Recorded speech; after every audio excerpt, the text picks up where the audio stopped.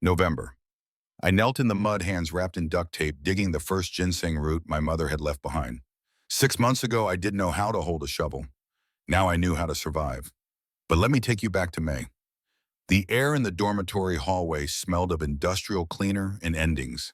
It was a smell I knew well from all the temporary places I'd lived. For 4 years, this building had been my anchor, a sterile container for the process of becoming someone. Now on graduation day, it was just empty rooms and echoing silence. My footsteps were the only sound. Everyone else had gone home hours ago. I'd watched them from my window, cars packed by smiling parents, tearful hugs, promises to stay in touch. They had bedrooms waiting for them, childhood trophies gathering dust on shelves, refrigerators covered in family photos. They had a place to land. I had a diploma in a cardboard tube, $87,000 in student loan debt, and $73 in my wallet. My entire life fit into a green military duffel bag I'd inherited from a foster father whose name I barely remembered. The room was bare.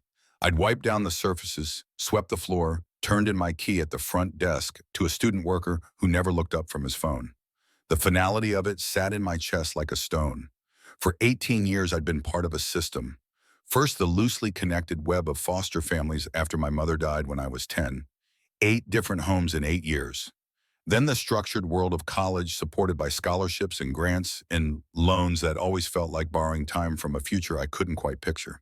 Today at 23, I had officially aged out of everything. I was free. It felt exactly like drowning. I sat on the concrete steps outside the dorm, late May sun warm on my face. The campus stretched before me, all manicured lawns and old brick buildings draped in ivy. It looked like a postcard for a life I was no longer part of. My plan, if I could call it that, was simple. Take a bus into the city, find a hostel, start applying for any job that would have me. Barista, warehouse worker, anything. My degree in English literature felt like a cruel joke. I'd loved every poem, every novel, every essay about the human condition. Literature had been the only thing that made sense to me, the idea that you could arrange words to build worlds. Now the real world was waiting, and it didn't care about metaphors. My phone buzzed in my pocket. Unknown number. Probably another automated call about my student loans, reminding me the grace period was ending soon. I almost ignored it. Almost. Hello, a man's voice, dry and professional, like old paper. Am I speaking with Ryan Thomas Cooper? Yes. Mr. Cooper, my name is Harrison Ward. I'm an attorney. I was the legal counsel for your mother, Margaret Rose Cooper.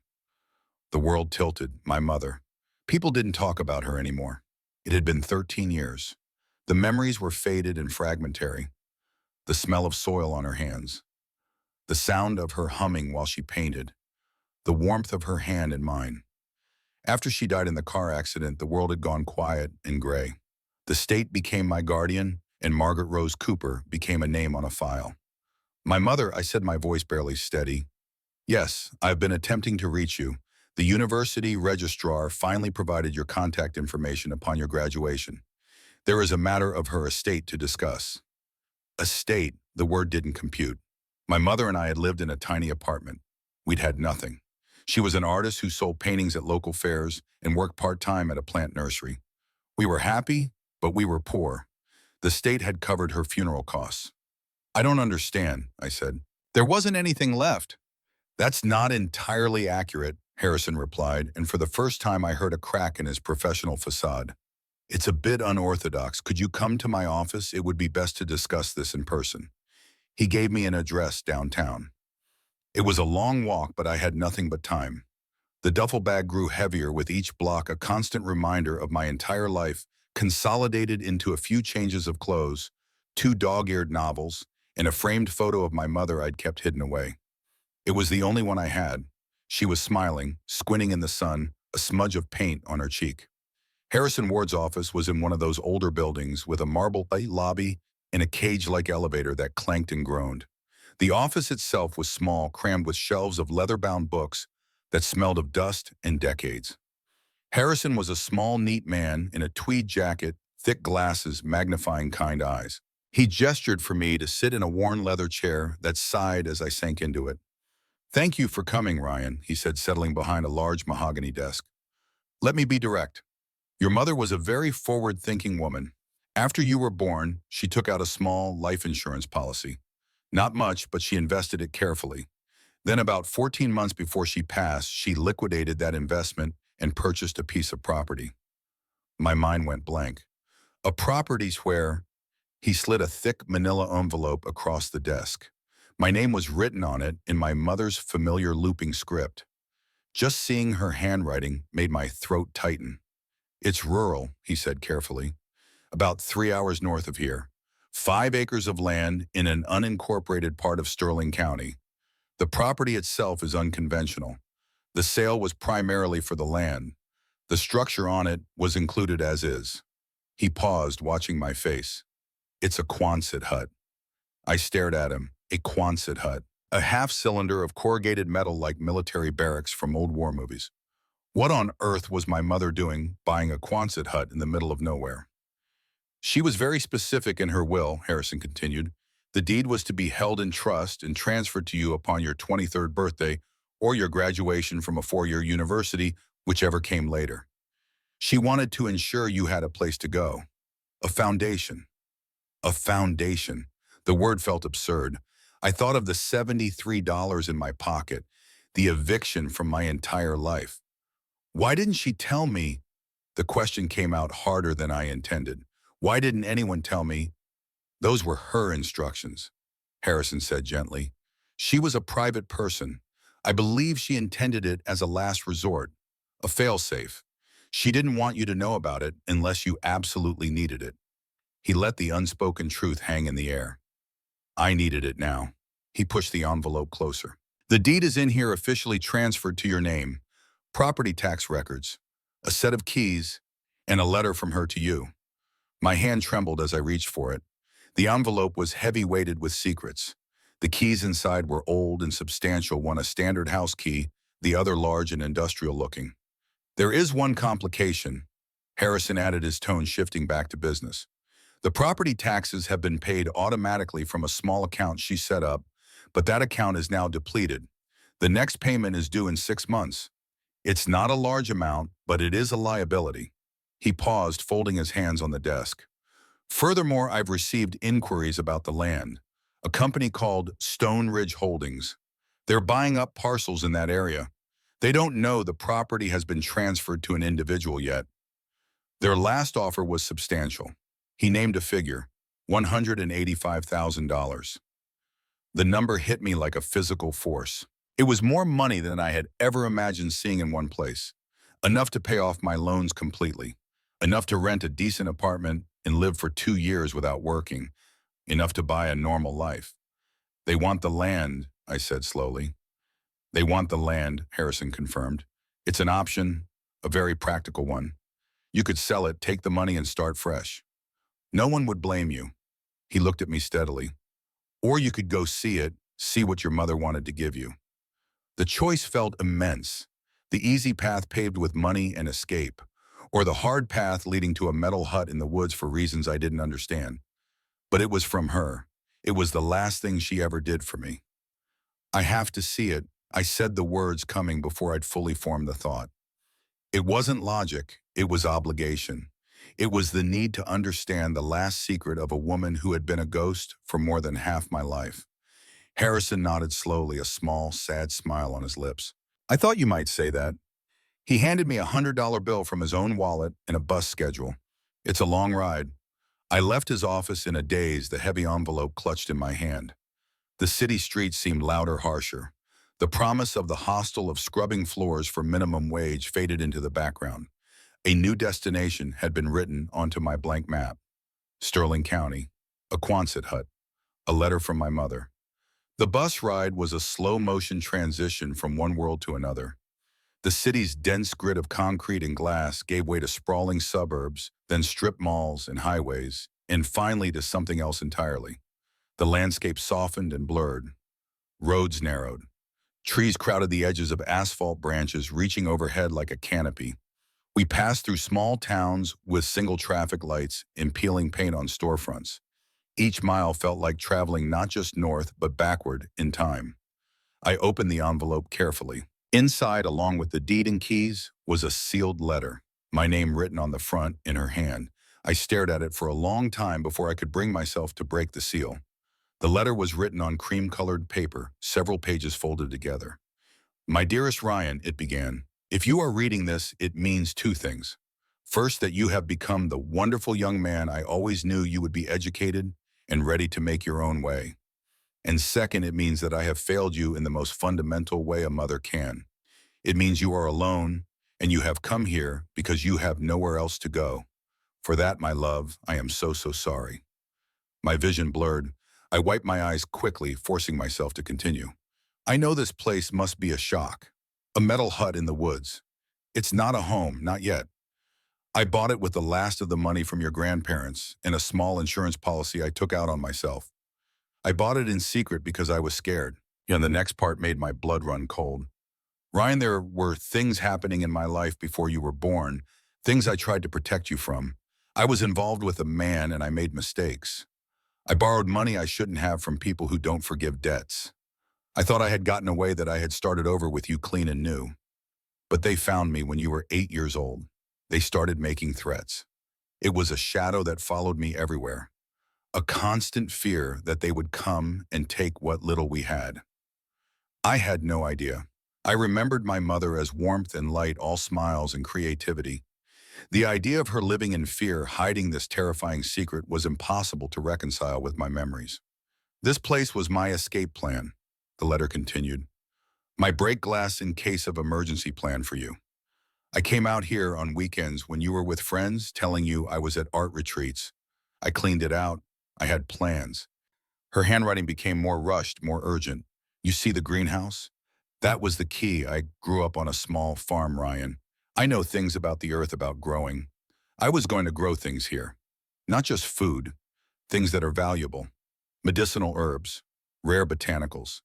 Things that could provide a real sustainable life off the grid, away from anyone who could ever hurt us. I looked through the grimy bus window at the endless forest rolling by. I was building a fortress for you, my darling boy, disguised as a ruin. I ran out of time. The ink was smudged here as if a tear had fallen on the page as she wrote.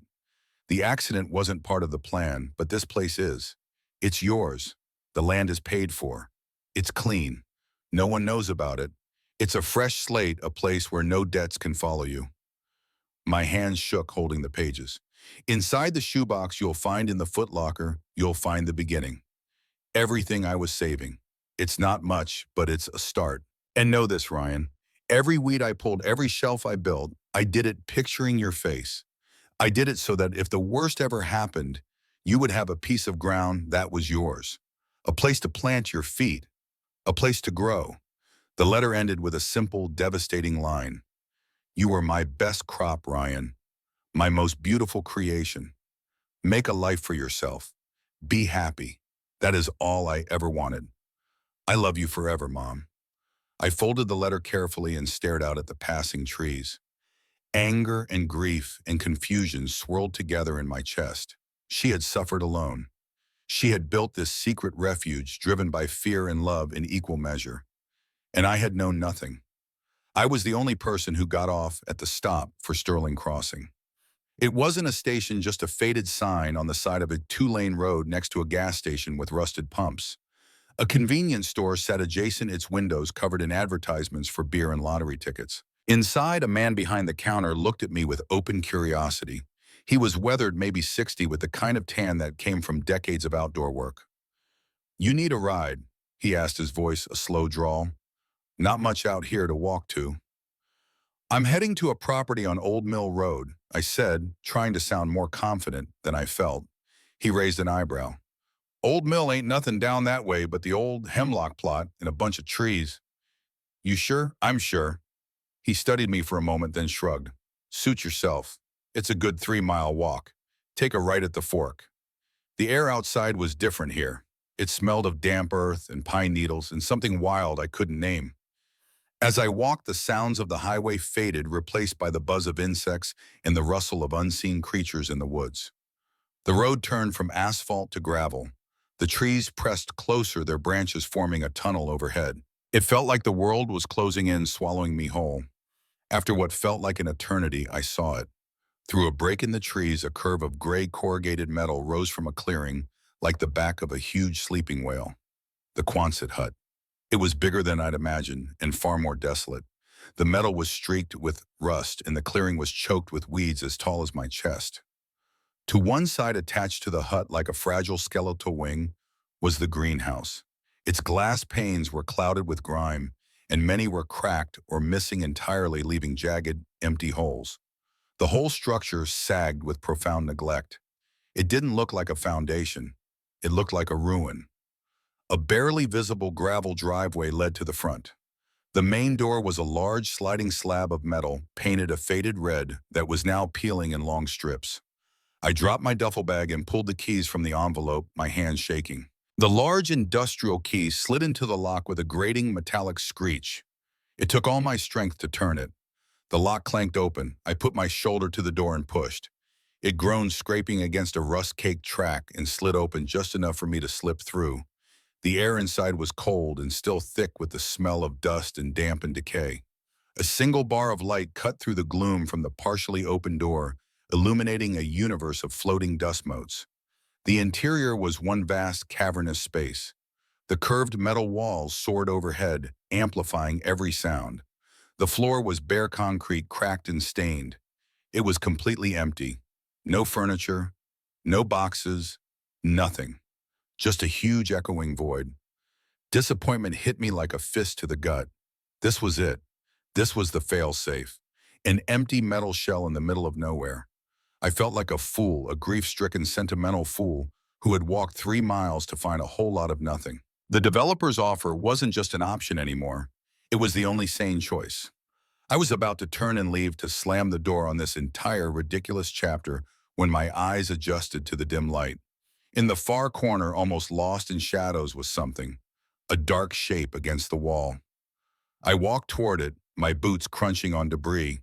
It was a metal footlocker, military-style, painted olive drab. It was locked with a simple padlock. My heart gave a small, desperate leap. I checked the key ring Harrison had given me. The smaller key fit the padlock perfectly. I knelt on the cold concrete. The key turned. The lock clicked open. I lifted the heavy lid. Inside, nestled on a bed of yellowed cheesecloth, was a single object. A shoebox, the ordinary cardboard kind, held shut with a thick rubber band. And on top of the shoebox, a sealed envelope. My name, Ryan, was written on the front in her hand. This was it. The reason for all of this. My hands trembled so badly I could barely work the envelope open. I pulled out several sheets of cream-colored paper, the same kind as the first letter. I took a deep breath and began to read. The letter started where the first had left off, but the tone was different, more practical, more urgent. Inside this shoebox, you'll find seeds, dozens of them. American ginseng, golden seal, black cohosh, echinacea. These aren't garden vegetables, Ryan. These are cash crops, valuable medicinal herbs that take years to mature but can sustain a life. I carefully opened the shoebox. It was packed with small paper envelopes, each meticulously labeled in her handwriting. I counted them. 42 different seed packets. Beneath the seeds, the letter continued, "You'll find my gardening journal. I've spent 2 years documenting everything. Soil composition, germination rates, market prices, buyer contacts. This isn't a dream, Ryan. It's a business plan." I pulled out the journal. Leather-bound, every page filled with her careful notes. Sketches of greenhouse layouts, tables of data, contact information for herbalist suppliers across the Northeast. My mother had been building something real. Bucked into the back cover, the letter said, is a bank statement I've been saving for 3 years. Every extra penny. It's not a fortune, but it's enough to get you through the first year if you're careful. I found the folded paper, a savings account statement. The balance made me catch my breath. $5,247. For the first year's taxes and supplies, her note read. Use it wisely, my love. I sat back on my heels, surrounded by the vastness of the empty Quonset hut, holding my mother's meticulous plans in my hands. She hadn't just bought me land, she had built me a future. A difficult, uncertain, brutally hard future. But a future nonetheless. The Quonset hut was no longer an empty shell. It was a testament, a monument to a mother's love and fear and hope, all tangled together. I stayed there on the cold concrete floor for a long time as the afternoon light shifted and dimmed. The grief was enormous, but it was overlaid with something new, the adult understanding of her sacrifice. She wasn't just the warm, smiling woman from my memories. She had been a warrior. She had fought for me in ways I never knew. Night came to autumn. I unrolled my sleeping bag on the dusty floor and used my duffel as a pillow. It was the most uncomfortable bed of my life. The concrete leached warmth from my body, and every sound from the woods outside was magnified by the metal walls into something ominous. I didn't sleep. I just lay there in the dark thinking about the developer's offer, $185,000. It was escape. It was safety. It was the logical choice. But my mother's letter had redefined logic. She hadn't wanted me to run. She had wanted me to have a place to stand my ground. The next morning, I woke stiff and sore to gray light filtering through cracks. The first thing I did was truly examine the seeds. Ginseng, golden seal, black cohosh. I didn't recognize all the names, but I understood the intent. These were not simple garden vegetables. They were valuable, slow-growing botanicals. This was a business plan. I spent the day walking the 5 acres. The back portion had a creek running through it, clear water over smooth stones. Potential for irrigation. The soil was dark and loamy in places, rocky in others. Trees crowded most of the land, but there were clearable sections for sunlight. I examined the greenhouse. The steel frame was solid despite surface rust. The glass was a disaster, maybe 60% missing or shattered. The wooden planting beds had rotted to mush. The irrigation pipes were clogged with rust and debris. From my mother's journal, they estimated the cost to restore it, $8,000 to $10,000 in materials. Months of labor. I had $5,247. The math was daunting, but not impossible. My phone managed to get a signal on a small hill near the road. I was about to call Harrison to tell him I decided to sell when it rang first. Unknown number. Mr. Cooper, a smooth, confident voice. My name is Garrett Stone. I'm with Stone Ridge Holdings. I understand you've recently taken possession of the parcel on Old Mill Road. My stomach tightened. How did you get this number? We've been in contact with the previous attorney, he said smoothly. Listen, our company is developing a luxury wellness resort in the area, and your parcel is one of the last key pieces we need. We're prepared to make you a very generous all-cash offer, $250,000. We can close in 2 weeks, no inspections, no contingencies. The number hung in the air. $250,000. It was absurd. It was life-changing. It was the answer to every practical problem I had. Mr. Cooper, are you there? I looked at the Quonset hut below me. I saw the rusted metal, the broken greenhouse, the weeds choking everything. Then I looked at my mother's journal in my hand. I saw her careful handwriting, her detailed plans. I saw the seed packets, little paper promises of a future she had planted for me. I thought of her alone out here fighting her fear by building something real. What makes the land worth that much to you? I asked. There was a slight pause. Nothing in particular, just location. We need a continuous boundary for the development. I need time to think about it, I said. Don't think too long, Garrett replied, and I heard the edge beneath the smoothness. Offer expires in 30 days. Markets change. He hung up. I stood on that hill, phone in hand, looking at my inheritance. 2 futures pulled at me. One was a check and a clean break. The other was dirt under my fingernails and the constant risk of failure. One was forgetting, the other was remembering every single day. I walked back down to the Quonset hut. I went inside and sat on the overturned bucket I'd found. I read through my mother's journal again, page by page. The soil tests, the germination schedules, the careful business calculations. She had done this alone, driven by fear. I could do it driven by something else. Obligation, respect, the need to prove that her sacrifice meant something. I called Harrison Ward. I'm keeping it, I said when he answered. There was a long pause. Ryan, are you sure that's substantial money they're offering? I'm sure this is what she wanted. Tell them no. Harrison's voice warmed. I'll file the paperwork. If they contact you again, direct them to me. I'll handle it. When I hung up, the decision settled in my chest, heavy, terrifying, but solid. I wasn't running, I was staying. I was going to take the seeds my mother had left me, and I was going to make them grow. The fear was still there, cold and persistent. But for the first time since graduation, it was joined by something else. Something fierce and bright. Hope. The work was brutal. I had spent 23 years living in my head, in books, in carefully constructed essays about the human condition. My hands were soft.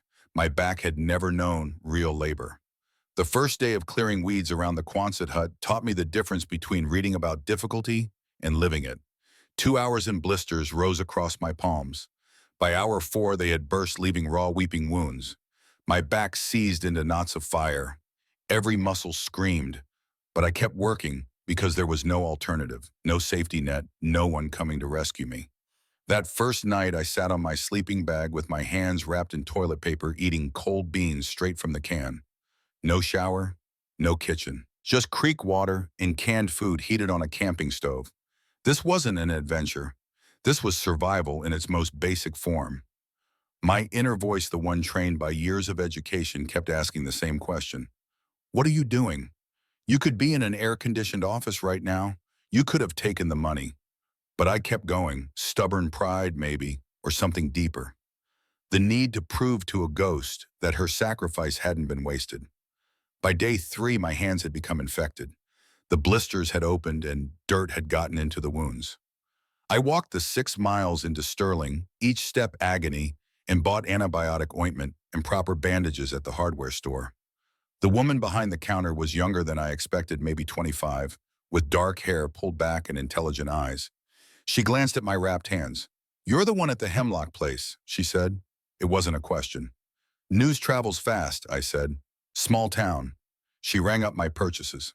"The library has books on homesteading, agriculture if you need them." I looked at her name tag, Claire. Librarian, apparently working a second job. "I might take you up on that," I said. "We're open Tuesday through Saturday," she said, handing me my change. "Good luck out there." I walked back, bandages and ointment in my pack, and got back to work. By the end of the first week, I had cleared a section large enough to see the Quonset foundation and the outline of the greenhouse. It was a small victory, but visible progress. My hands had started developing calluses. My body was adjusting. I could work 6 hours before exhaustion overtook me. It wasn't much, but it was something. The second week, I tackled the greenhouse. My mother's journal became my textbook. I studied it every night by lantern light, memorizing her instructions like scripture. The plan was methodical. Start with the frame, scrape the rust-applied primer paint, then rebuild the planting beds. Save the glass replacement for last because it was the most expensive component. I worked alone. Walt, the man from the gas station who I'd hired that first day to drive me here, checked in once a week. He'd pull up in his battered Ford pickup, cigarette dangling from his lips, and deliver supplies I'd ordered from town. We didn't talk much. He'd hand me the materials, I'd pay him, and he'd leave. But on the third week, he stayed. "Need help with that frame," he said, nodding at the greenhouse. "Can't afford to pay you," I said honestly. "Didn't ask for pay," Walt replied, already pulling tools from his truck. We worked in silence for hours.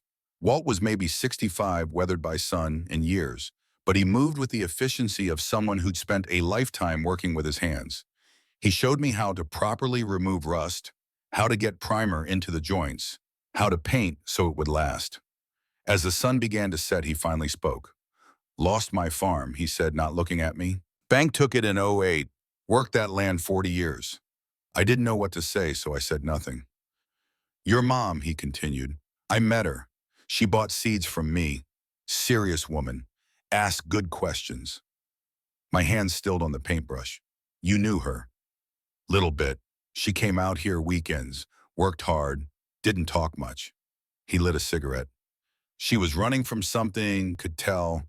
We all run from something." He looked at me, then really looked at me. "You got her stubborn," he said. He packed up his tools and climbed into his truck. Before driving off, he leaned out the window. "I'll check on you," he said. "Bring supplies when I go to town. Fair price." "Why help me?" I asked. Walt was quiet for a moment. "Because nobody helped me when I needed it. Maybe they should have."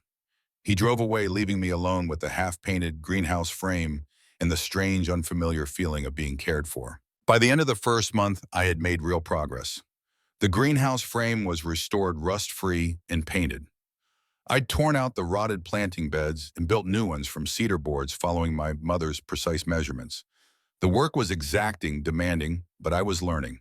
Every measurement had to be exact. Every joint had to be square. My mother's journal specified everything, and I understood why. These beds would hold valuable crops. They needed to last, but money was becoming a problem. One evening in late June, I sat on an overturned bucket in the greenhouse with a calculator and my mother's bank statement.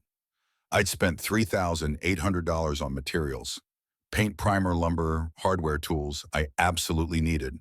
That left $1,447 from the bank account. The glass alone would cost $3,500 minimum. I couldn't finish the greenhouse and survive through the winter. The math simply didn't work. I held my phone in my hand. Garrett Stone's number pulled up from the call log. My finger hovered over the button. $250,000.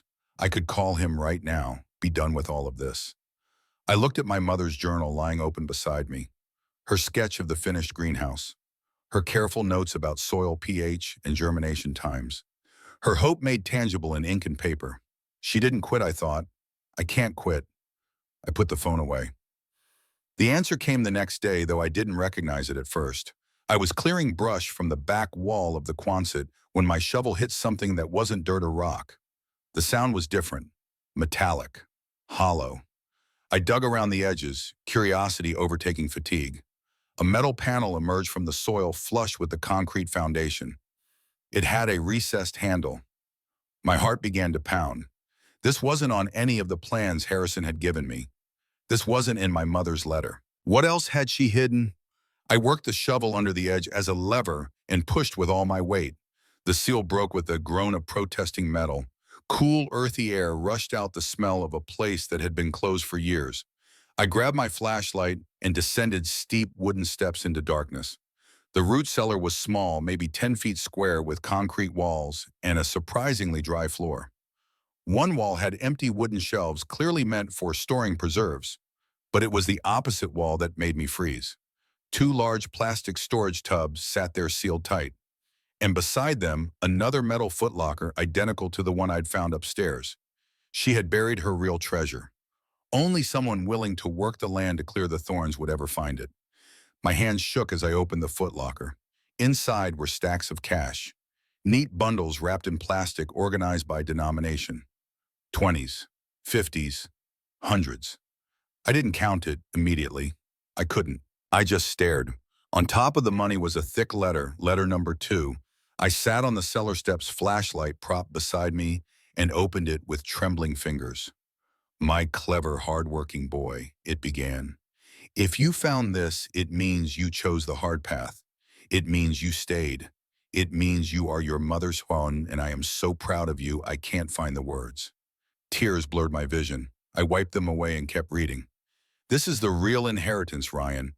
Everything I saved, everything I scraped together. 6 years of working 2 jobs, living on nothing, selling everything I owned that wasn't essential. I sold my car. I sold my mother's jewelry. It's all here. It's all for you." The letter detailed the exact amount, $31,400. "It's clean money," she wrote as if I might doubt.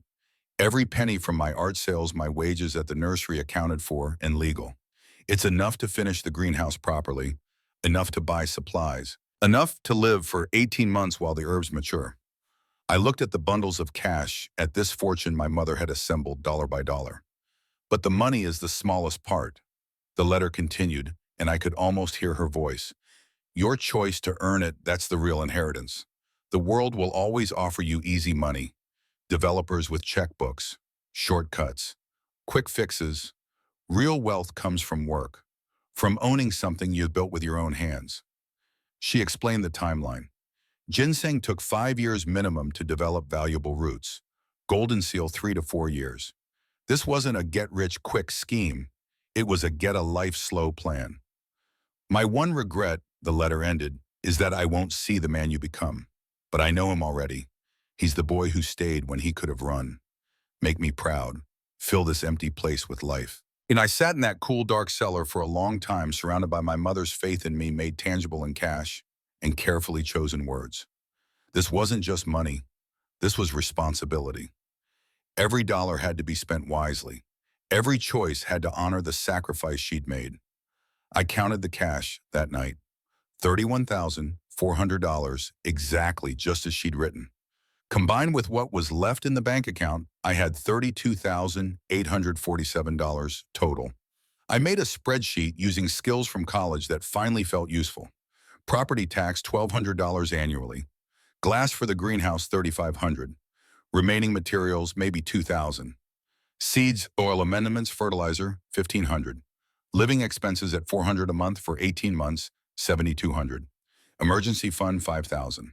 Total expenditure $20,400, leaving $12,447 in reserve.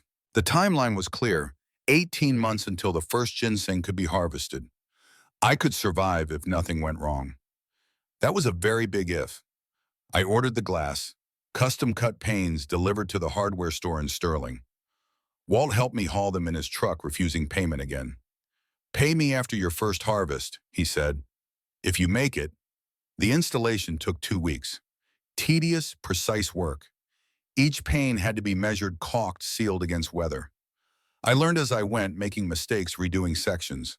But slowly the greenhouse became weather-tight. The first rain was a test. I stood inside watching water sheet down the glass, and not a single drop came through. It was a small triumph that felt enormous. By October, 5 months after my arrival, I was ready to plant the first seeds. Following my mother's instructions with religious precision, I prepared the beds. Ginseng required stratification, a cold treatment to break dormancy. I planted those seeds in shaded beds with specific soil composition. Golden seal needed rich soil and partial shade. Black cohosh required deep planting and particular pH levels. I set up grow lights for seedling trays inside the Quonset, checking moisture and temperature obsessively. The waiting was agony. Every day I checked the trays looking for any sign of life. Day 14, nothing. Day 15, nothing. Day 18, I saw it. A tiny green shoot barely visible pushing through the dark soil. I knelt there staring at it for 10 minutes. Life from seeds my mother had saved. Her plan was real. Her hope was justified. I could actually do this. That evening my phone rang. Garrett Stone. "Mr. Cooper," that smooth voice said. "Checking in. 30 days are nearly up. Have you thought about our offer?" "I told you no," I said. "I'm prepared to go to $300,000. Final offer." The number should have stunned me. It didn't. I looked at the tiny green sprout visible through the greenhouse glass. "Not for sale," I said. His voice gained an edge. "You're making a mistake. Property taxes are due soon. Can you afford them?" "That's my business." "It's also mine," Garrett said. And now the smooth veneer was cracking. "This development ain't happening, with or without you. Construction starts in spring on adjacent parcels. 3 years of noise dust heavy machinery. You'll be surrounded. You might want to reconsider." "What are you really saying?" "I'm saying we've assembled 2,000 acres. Yours is the hole in the middle. You're blocking a $40 million development for $300,000. The math doesn't work in your favor." The line went dead. I stood there as the implications settled over me. This wasn't just about buying land. I was an obstacle to something much larger. The next day I went to the library in Sterling. Claire was there as promised, surrounded by books. "Need help finding something?" she asked. "Information on Stone Ridge Holdings," I said. She didn't look surprised. She led me to a computer and helped me pull county records. Over the next 2 hours, a pattern emerged. Stone Ridge had purchased 47 parcels over 3 years. The pattern was consistent: low initial offer, increasing pressure, code violations cited, tax liens filed. 6 families had been forced to sell under duress. "They're ruthless," Claire said quietly, "but they stay just inside the law. They know how to use the system." "How do I protect myself?" "My father's a retired attorney," she said. "Let me ask him." That evening, I met Claire's father, Thomas Bennett, at the diner. He was in his 70s, sharp-eyed and direct. "Active agricultural use," he said, stirring his coffee. "If you can prove you're running a farm, you get zoning protections. Business license, sales records, tax filings as agricultural property. I'm growing crops, I said. Does that count? If you document it properly, yes. Get your business license, keep meticulous records, make it official. I filed the paperwork the next week.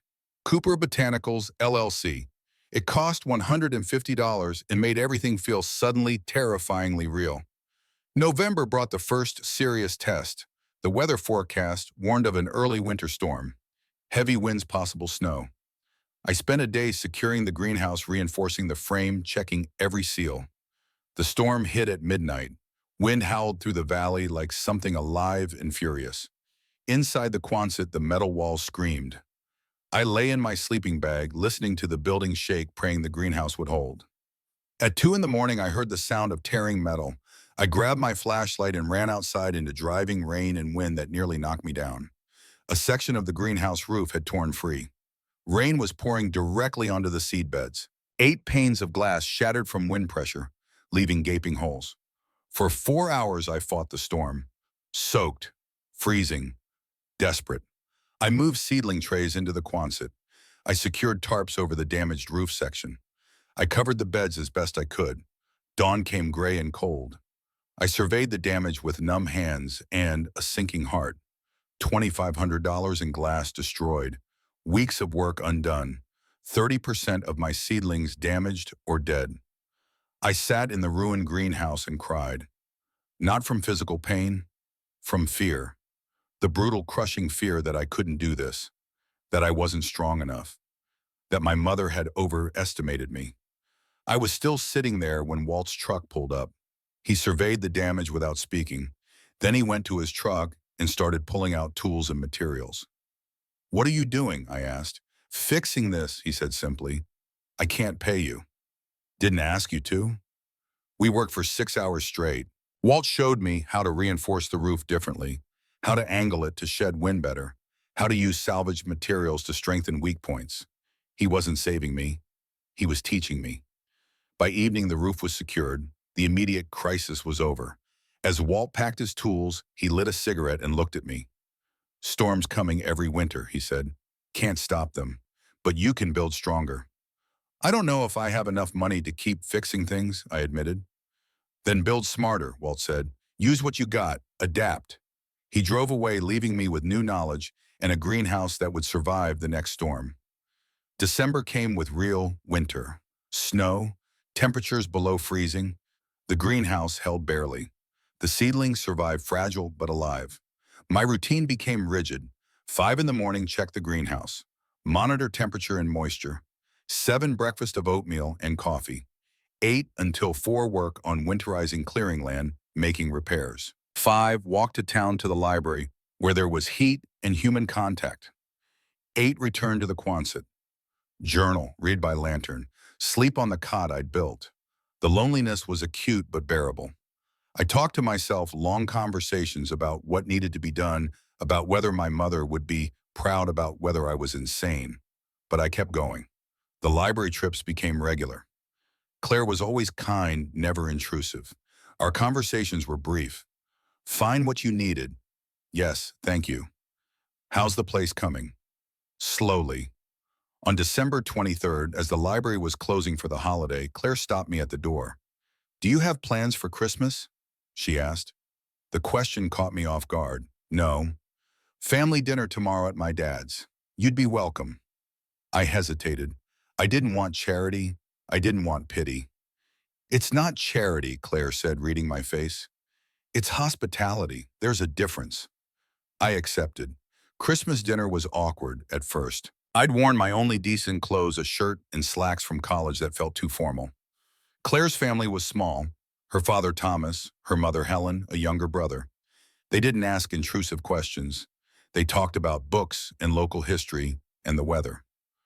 "Heard you're farming the hemlock place," Thomas said over coffee. "Ambitious undertaking." "Trying," I said. "Trying's all any of us can do," he replied.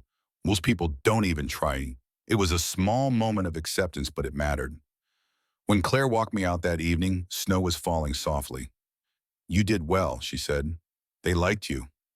"I'm not good at this," I admitted. "People. You're better than you think." There was no kiss, no romantic moment, just human connection, which somehow felt more valuable. I walked back through the snow feeling less alone than I had in months. January was the darkest time. Midwinter, short days and long nights. I studied my mother's journal, obsessively planning for spring planting. I needed more beds, built soil-prepared, seeds stratified properly. I also needed to file taxes as an agricultural business. I went to the county office and officially registered Cooper Botanicals as a farm operation. It felt like crossing a threshold. This wasn't pretend anymore. This was real. My bank account had dwindled to $8,200. Nervous but committed, I ordered seeds for the spring expansion. Late January, an unmarked sedan pulled up to the property. Two men in suits got out. My stomach dropped before they even spoke. "Mr. Cooper," the older one said, clipboard in hand, county building inspector. "We've received a complaint about unpermitted structures on this property." The siege had begun. The inspector was middle-aged, gray at the temples, with the tired eyes of a man who'd seen every trick in the book. He held his clipboard like a shield. "Anonymous complaint," he said, reading from his notes. "Unpermitted dwelling commercial structure without proper permits. Possible EPA violations regarding creek water usage." I'd prepared for this. Claire's father had warned me it was coming. "The Quonset hut predates county incorporation," I said, keeping my voice steady. "It's grandfathered under the 1972 exemption. I have the deed records showing construction date." The inspector raised an eyebrow. I continued. "The greenhouse is classified as agricultural structure exempt under the 1981 Farm Bill. I have my business license filed as agricultural operation. Water usage is permitted under riparian rights. The creek flows through my property. I'm not diverting flow or creating discharge." I handed him a folder I'd assembled. Copies of everything. Permits for the well and septic system I'd had installed. Business license, tax filings, detailed plans with dates. The inspector walked the property, checking measurements, taking photographs. An hour later, he returned to his car where I was waiting. "Appears to be in order," he said grudgingly. "I'll file my report. No violations found." As he was getting into his car, he paused and looked at me. "Off the record," he said quietly.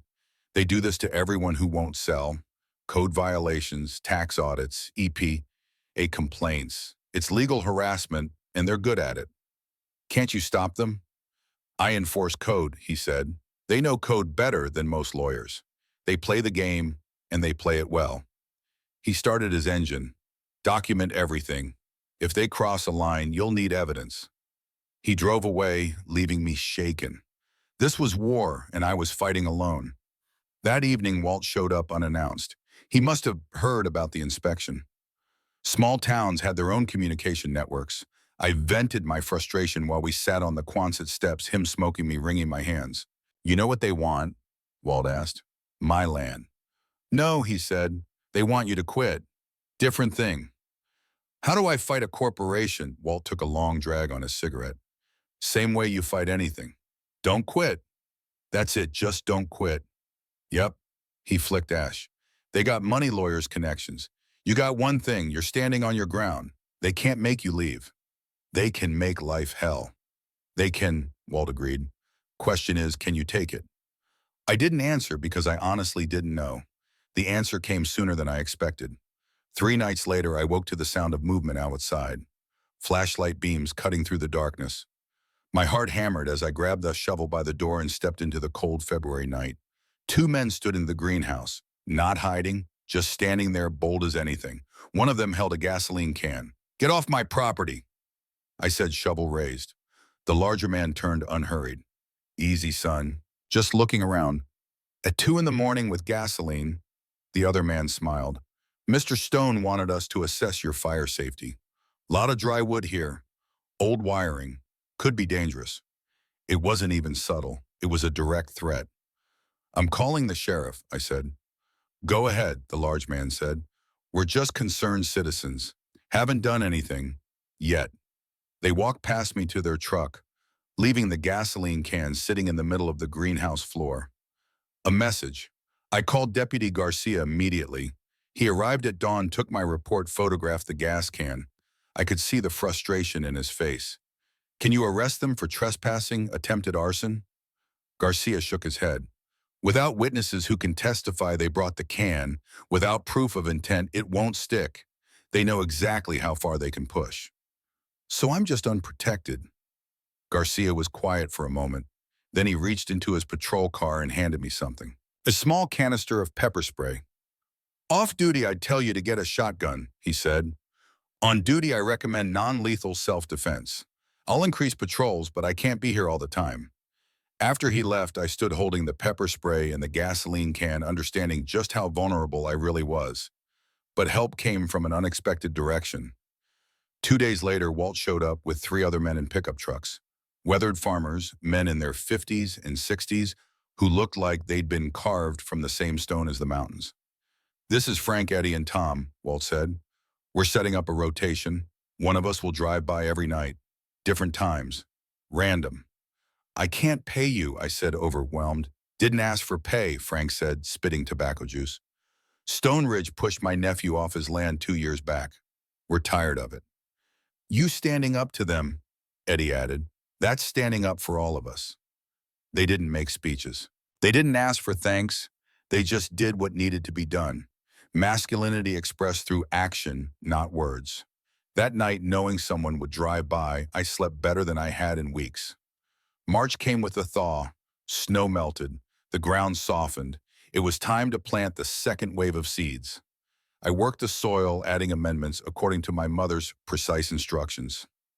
More ginseng beds for insurance, expanded golden seal, some faster-growing herbs like echinacea that could provide income sooner. The first year's seedlings had survived winter. They were small, fragile, but alive and growing. Still 2 years from harvest, but thriving. My body had transformed completely. I was lean muscle and calloused hands tanned from outdoor work. I barely recognized myself in the mirror. The soft college graduate was gone. In his place was someone harder, someone capable.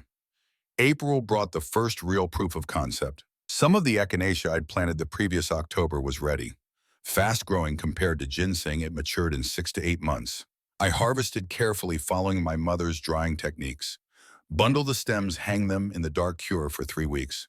When they were ready, I contacted an herbalist supplier from my mother's list in Vermont. I sent samples, barely breathing, while I waited for a response. The call came 3 days later. Quality's excellent, the buyer said. I'll take 5 pounds at $68 per pound, $340. It wasn't much, but it was money I'd earned from the land, from work, from seeds my mother had saved. I cashed the check, but I didn't spend it. I framed it instead and hung it in the Quonset. First harvest, April 15th, $340, Cooper Botanicals. It was proof.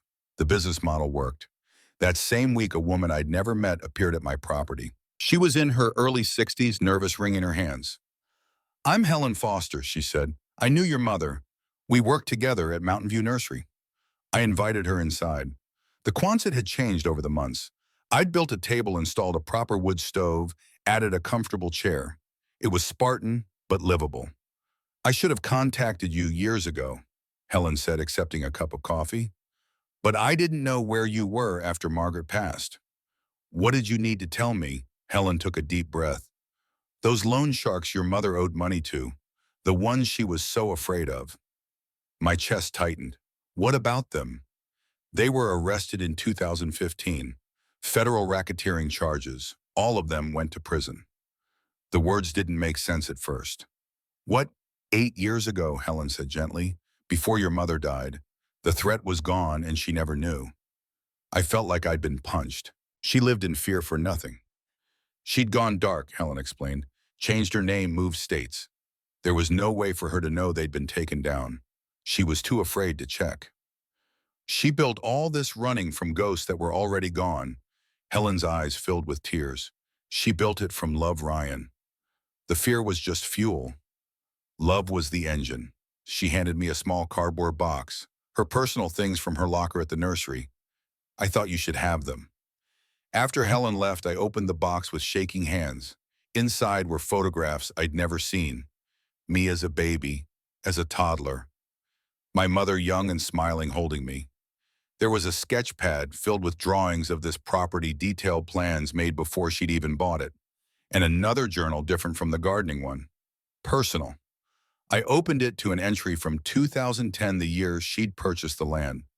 Saw the Quonset today, she'd written. It's perfect, far enough away, enough land to grow everything we need. Ryan will learn. He's smart, stubborn like me.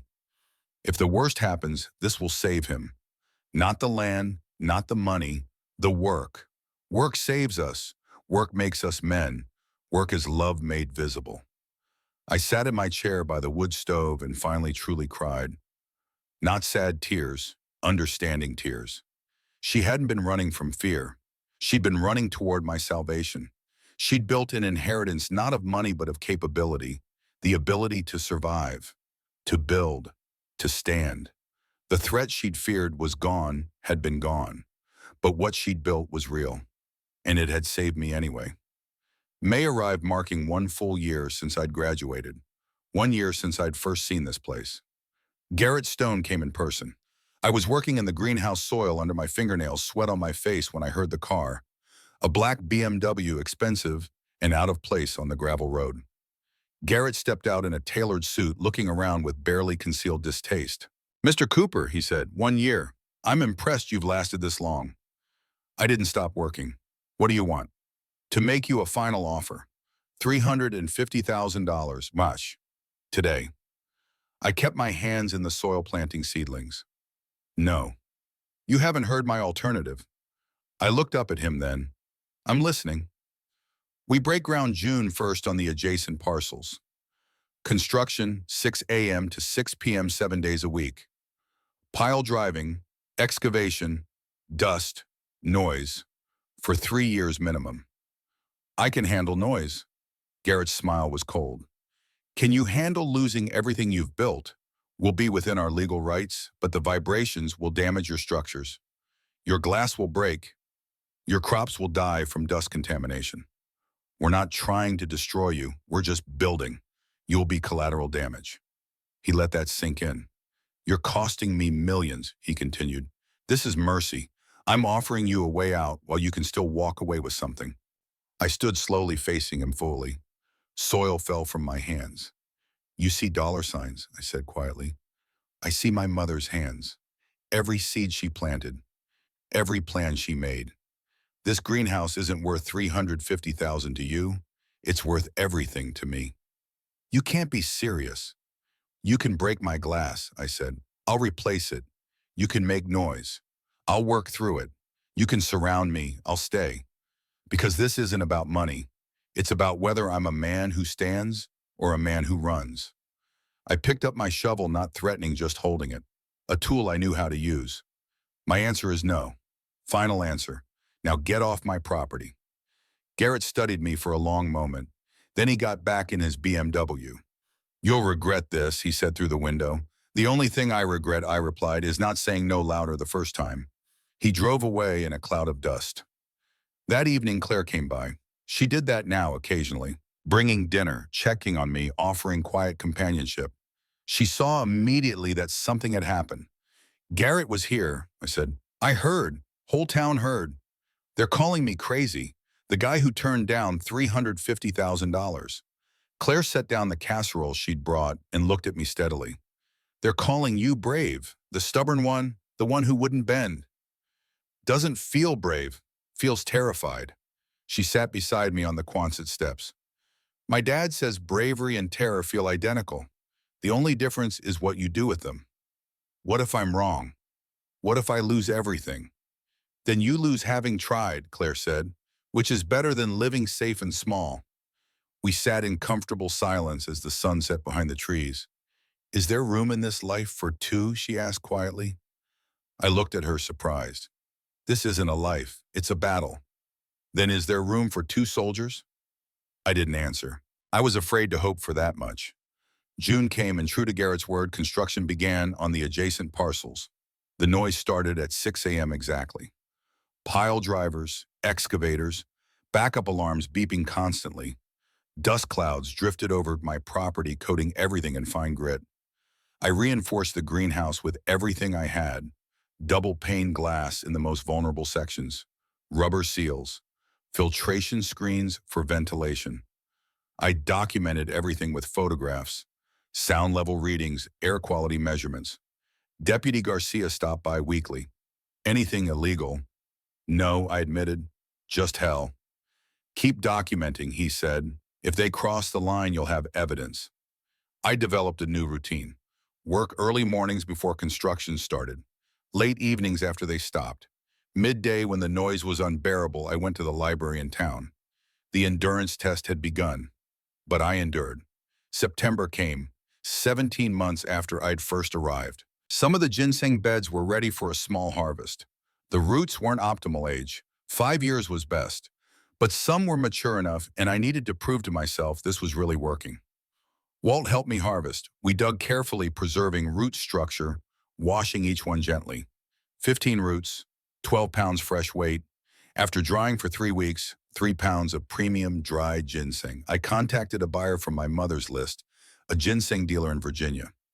He drove up to inspect the product personally. He was old Vietnamese with hands that knew roots. He examined each piece carefully, holding them to the light, checking the color and texture. Young roots, he said finally, but excellent quality. Wild simulated growing method, yes. Yes, following traditional practices. He nodded approvingly. I pay $480 per pound dried for this quality. $1,440. It wasn't a fortune, but it was proof absolute. The business worked. The timeline worked. Everything my mother had planned was viable. You have more, the buyer asked. Beds that will be ready in 6 months. Larger harvest. I will return, he said. Keep growing. In 5 years, roots this quality bring $1,200 per pound. After he left, I held the check and felt something I hadn't felt in years. Security, not wealth, but the solid knowledge that I could sustain this. November 1st arrived, property tax deadline. I walked to the county office and paid $1,200 in cash earned from my harvest. The clerk stamped the receipt. I took it home and framed it next to the first echinacea sale. Year 2, paid from harvest. Cooper Botanicals. My bank account sat at $4,800. Not comfortable but stable. The next harvest in 6 months would bring 8 to 10,000. Enough for year 3. Enough to prove sustainability. 1 week later, a letter arrived from Stone Ridge Holdings. Stone Ridge Holdings hereby withdraws all offers to purchase the property located at Old Mill Road, parcel number 47B. Development plans have been reamended to accommodate the existing parcel. No further contact will be made. I read it 3 times, not quite believing it. I took it to Thomas Bennett Clare's father. What happened? I asked. Thomas smiled, the first genuine smile I'd seen from him. You cost them more in delays and plan revisions than your land is worth. They blinked first. I won, you stood, he corrected, which amounts to the same thing. I walked back to my property in a daze. The construction noise continued around me, but it was just noise now, not a threat, just background. I'd won by refusing to lose. Spring came again. Year 2. Nearly 2 years since I'd arrived with nothing but a duffel bag and desperation. The greenhouse was thriving. 3 full beds of ginseng at different stages, 2 beds of golden seal. Mixed herbs for steady income. Revenue flowing $500 to $800 monthly from fast-growing crops. The ginseng wouldn't peak for 3 more years, but the trajectory was clear and stable. The Quonset had become a real home. Proper kitchen, wood stove, bookshelves I'd built, a comfortable bed, photographs on the walls, my mother's journal in a place of honor. Claire was there most evenings now, though she kept her apartment in town for appearance's sake. We'd fallen into a quiet domestic rhythm, cooking together, reading together, working side by side in comfortable silence. One evening in April, as we were cleaning up after dinner, Claire said quietly, "I'm pregnant." I froze, dish rag in hand. "What?" She looked nervous. "I know we didn't plan this. I know the timing isn't perfect." "Say it again," I said. "I'm pregnant." I set down the dish rag and crossed to her, pulling her close. "We're going to have a baby. Here. Is that okay?" I thought of my mother building this place for a future she couldn't see. Now I could see it, a child, a family, a continuation. "It's more than okay," I said. "It's everything." 3 years later, I stood in the greenhouse with my daughter Emma, 2 years old, teaching her to plant seeds with her small hands. Gentle, I said. Seeds are fragile. Like me, she asked. No, baby. You're strong, like your grandmother. Tell me about Grandma. I looked at the thriving beds around us. The greenhouse had expanded. 4 structures now. The first 5-year ginseng harvest had brought $48,000, enough to pay off every student loan, enough to put real money in savings. Cooper Botanicals employed 2 part-time workers from town. We were certified, organic, sustainable, respected. The business my mother had imagined was real and thriving.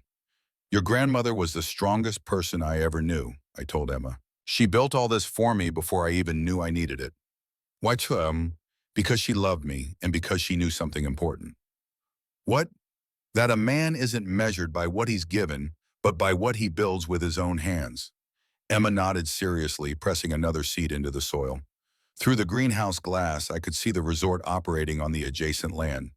Luxury cabins, a spa, well-dressed tourists. But my 5 acres remained a green oasis in the middle of it all. Not in spite of the development, but because I'd refused to let it consume me. That afternoon, I drove to the cemetery for the first time since I'd been able to afford a proper headstone. Margaret Rose Cooper, 1968 to 2013. She planted seeds she never saw grow. I placed a 5-year ginseng root on the grave, one of the first from the premium harvest. We made it, Mom, I said quietly. Thank you for believing I could. Driving home, I thought about the question her letters had asked. What kind of man would I choose to be? I chose to be the man who stays, who works, who builds. Not despite the difficulty, but because of it. That was the inheritance, not the land, not the money. The knowledge that you earn your place by the work you give it, by the roots you put down, by the refusal to quit when quitting would be easier. I pulled up to the Quonset hut, now painted and maintained, surrounded by productive greenhouse structures and tilled beds ready for planting. Claire stood on the porch holding Emma, both of them smiling. This was home. Not because I was born here, but because I built it, because I chose it, because I stayed when I could have run, and that I understood finally was enough. That was everything.